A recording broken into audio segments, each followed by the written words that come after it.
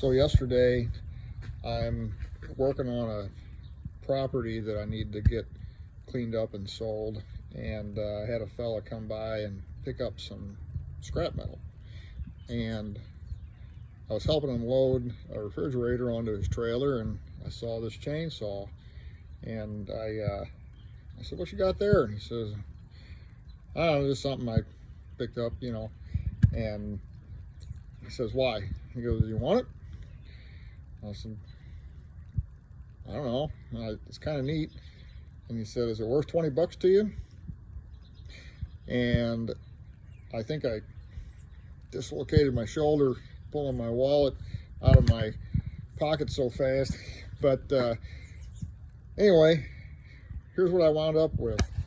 So what I have here is a Peerless 950, which I figured out is a 95cc. It's the biggest model that Peerless made, as far as I can tell, in that time frame, which I guess it looks like they only made them from 1965 to 1970, and the 950 only from 65 to 68, from the information I got on the chainsaw collectors forum. So anyway, last night, turn it, you can see the other side. Here's the other side.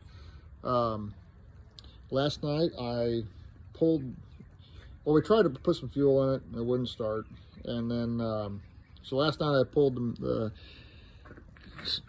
apart and to get a good look at everything, and the points were pretty bad, so I just cleaned up the points and put it back together, and lo and behold, it's got sparked. And I pulled it a couple times and got a little noise out of it, but it was late and this thing's loud, and so I didn't want to disturb the neighbors. So anyway, we're gonna try to start it again. So let me get my camera situated here, and yeah, this thing is the heaviest chainsaw I have ever held in my hands.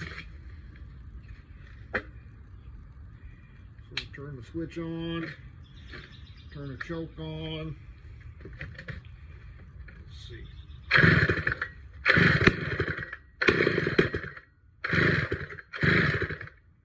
Maybe it doesn't need to choke.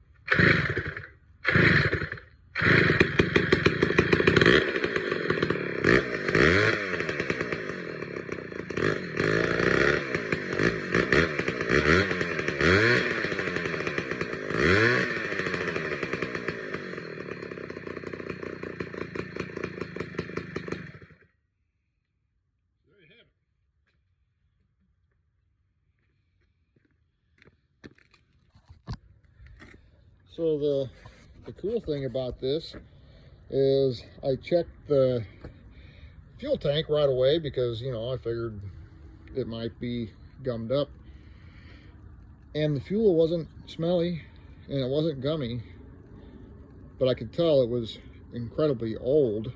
It was like almost like honey coming out of there. Not quite, but it was old, and it must have been non-ethanol fuel.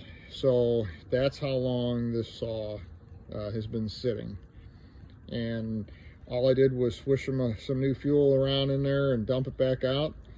I didn't have to clean the carburetor. I didn't have to, all I had to do was, clean the points, clean the spark plug. And anyway, she's back to life. So that's it. I was hoping maybe somebody made replacements for these decals and things, but that's a pipe dream. If anything, I guess I'll have to have something made, which I may just do that, because it'd be nice to have the graphics on there that it came with, but I don't know, probably not. I'll probably just leave it alone, leave it as is, because it's cool. I'm gonna either sharpen this chain or see if I can find a chain for it. It's got an Oregon bar on it, so it must be, or it at least was available at some point, so we'll see. Anyway, that's it. Thanks for listening.